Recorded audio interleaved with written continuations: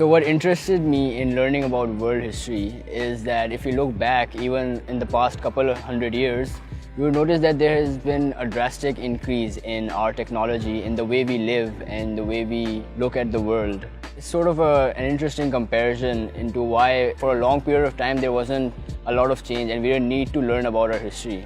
Political philosophy, the title is very fascinating because it promises you an understanding of reality as opposed to perceived truths that you have about your surroundings.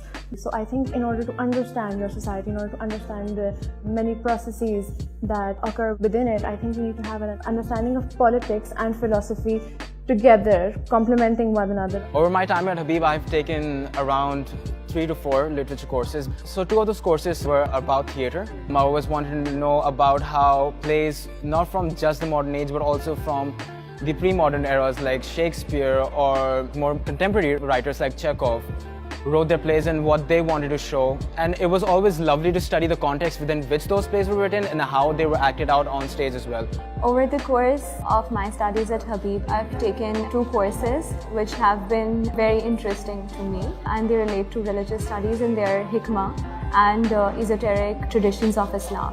So I think hikmah very closely links the notion of a study of philosophy to a study of religion, and through the course we have learned that there is a very special connection between these two, and as we study philosophy we discover different lenses to look at the perspectives of religion and how to perceive it. Talking about literature, it encompasses religion, philosophy, a lot of these topics. And it's because of these contexts that determines how people think, how they act, and why certain things happen and how they happen. And hence, I feel like it's very important to study the context within which literature was written, not only when it is read, to really understand where the writer is coming from, where the author is coming from, and who their target audience was at that certain point in time.